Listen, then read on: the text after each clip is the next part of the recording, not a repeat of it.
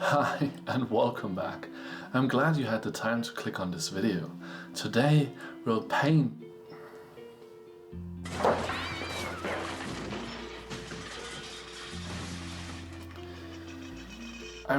Today we will create something and we're gonna use our magic wand, also known as the Move controllers. And in this video, I'll be following along a classic Bob Ross tutorial, but I'm using Dreams. So this should be interesting. Let's see how it goes and dive right in. How do we start, Bob? As I say, it's a fantastic day here, and I hope it is wherever you're at. And so I thought we'd do a painting that just reflects that. There. Just using little crisscross strokes, let's just drop in a quick little sky. So I literally dropped in a little sky, and I'm playing with the settings to make it look painterly, since that's the style that I'm going for with this piece. And let's see what's next. Now, the most fun part of all this is washing the brush, so let's do that. Just shake it off and, and cover everybody in the room. All right, maybe in our world today, maybe we have a little cloud. Maybe we'll use a fan brush today to make a little cloud. Just load both sides full of titanium white. And let's go right up in here and decide where our little cloud lives. Maybe we have a little cloud in our world that just sort of hangs around right here, like so. There he is. And I'm using just the corner of the brush, making tight little circles. That's all we're doing. So I also smeared some donut shapes in tight little circles, creating a variety of clouds that we can play with. But those upper ones, they're missing something. What do you think, Ross? And then very gently fluff it up a little bit and do like that. And that easy, you have a very effective little cloud. Maybe, tell you what, maybe in our world, maybe there's several layers of clouds floating around up here. So we'll just have another one right here. Right there. And when you're doing your painting, you put as many or as few clouds in it as you want. Up to you. I'm then building my clouds using a mix of the solid and more fluffed ones to replicate that hard and soft edge that you usually find in clouds. And you can see with Dreams, it's really fun to just grab something and play around with it. But let's see what's next. Maybe today in our world, we have, let's see, tell you what, let's have a nice mountain in here. That's always sort of interesting when you have one that just sort of lives way up there in the sky. So while Ross is blocking out his mountain using the knife, I'm also starting to block out my mountain using some basic pyramid shapes. And I'm really just creating a very rough shape to begin with, and then working in some more details going into sculpting. For that, I'm using a cube that I'm smearing all across the mountain, just refining the shape a little further and creating more detail. Also going into the sculpt mode to smooth things out and refine the shape further. And what's also really important is to create some interesting shapes in there, to break it sometimes, to create some dents that are like sticking out and giving that mountain some difference between light and shadow. And I think it's starting to look quite decent now. What do you think of our mountain so far, Ross? Very nice little mountain. We'll use a little titanium white today, what the heck. Take a little white, also pull it out as flat as you can get it and go down, cut across it, and get our little roll of paint. It's very important. Maybe we'll start right here. And you can play little games and have fun with this. No pressure, absolutely no pressure with a knife. And this breaking is what makes your mountain so pretty. There, just begin working it. Let it go, just let it go. On the other side, we're gonna have shadows coming right down through here. No pressure though, once again.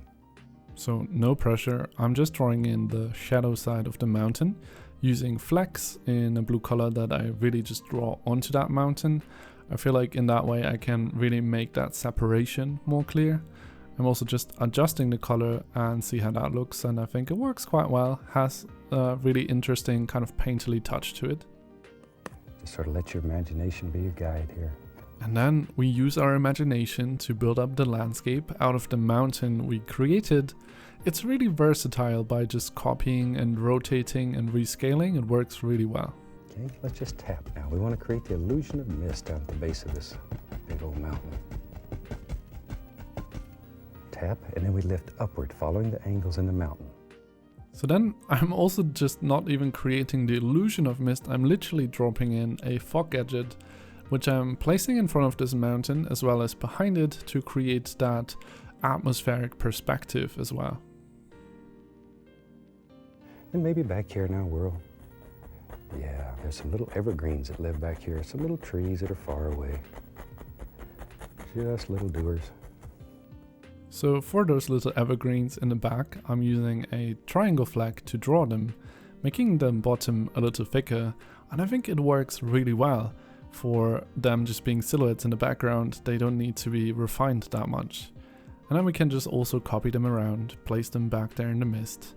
And now let's come to create some more detailed ones. Now we have to make some big decisions in our world. Maybe there's a nice evergreen tree that lives right there. I'm gonna dip the brush into at least a little bit of thinner so it'll stick easier, because we're going over several layers of paint now. So we really need the paint to be a little thinner so it'll stick. And I'm pushing upward with a brush just to make a little evergreen right there. Okay, tell you what, that works so well. Let's have another little evergreen. Just push gently upward with the brush. That's all you have to do. There. Then you make a decision how many trees live in your world. Maybe there's one there. I don't know, one there. This is an excellent way to practice your little trees though, so make a few of them. What the heck, we'll put one way over here. It's always so lovely creating happy little trees and all. They're looking good in the background now. Meanwhile, Ross is going on creating a bit of a landscape in the midground. And I'm trying to follow along with his process in starting out with a darker base and then adding the highlights on top. But our workflow will change a little bit here, just the way how 3D works compared to just painting. But I'm trying to create the sort of structure that he's creating as well. Let's hear some more advice. Let's do something like so. Just let your imagination go though. Look at your painting. Everybody's painting is going to look a little different. And look at it. You may have things that are better that you don't want to mess up. Don't change it just because I did. So I'm really glad you said that, Bob. Our painting is obviously going to be a little different than his. Our approach is a whole different one. But it's still really interesting how some of the techniques or things that he's trying to teach us applies to this workflow as well, or a lot of the tips we can still find wisdom in or inspiration. So I'm basically starting to create the highlights that he's painting on top a little later. And I'm using different kind of sculptures with different kind of flags to emulate like grass and moss and all kinds of vegetation that's like living on this island here. And then you can see, you can really easily in Dreams change the whole look of something. You can just grab it and choose a different flag type, which is like the kind of brush type that you're using. And then we're also going on creating a more defined tree for the foreground. And for that, I'm using a mixture of like sculpting the trunk with some kind of branches sticking out and then overpainting it with some flecks. Now the tree was something that I was not the happiest with. I think it turned out okay. Maybe it could have become better, I'm not sure. But I wanted to create it in this painterly look. And then here the same thing. I basically created our dark silhouette to begin with, just how he did as well. And then I'm painting some highlights on top to create, basically that is the light hitting that tree and the rest is more in shadow. And then we're just copying them around, creating the same kind of landscape or a similar one that he's created in his painting. Just having a few of those. It is crazy how fast he's building them up. Let's see what he's up to next. And maybe up here, There's just a few little stones that live in here, and all you do is take a side of this filbert brush and just do like so. Wherever you want these little stones to live, just go like that, see? And you can put as few or as many in here as you want. So here as well, absolutely crazy how he lays down those rocks with such few brush strokes, having highlight and shadows. I then also sculpted my own rocks and placed them roughly how he did. And then one thing he did, which was really nice and effective, is adding those highlights around the landscape as well as the mountain, which really makes them be part of the scene, be actually in the water. And let's just go in here and just begin putting in all kinds of little water things that live around these stones. There, just let it work right on back, like so.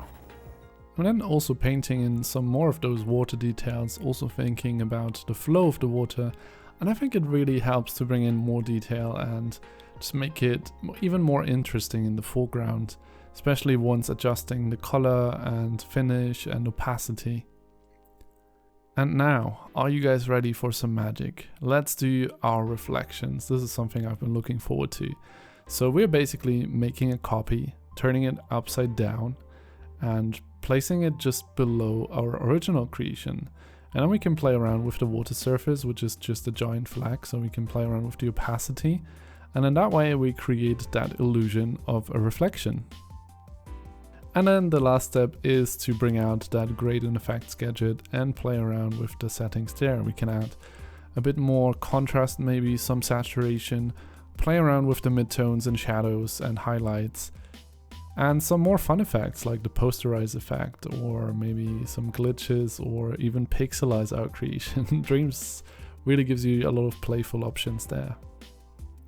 And now, are you guys ready for the grand reveal? What the heck? You go first, Bob. Let's come right up here. Let me pull this tape off and let's see what we've got today. As I say, this is just plain old masking tape that anybody can pick up.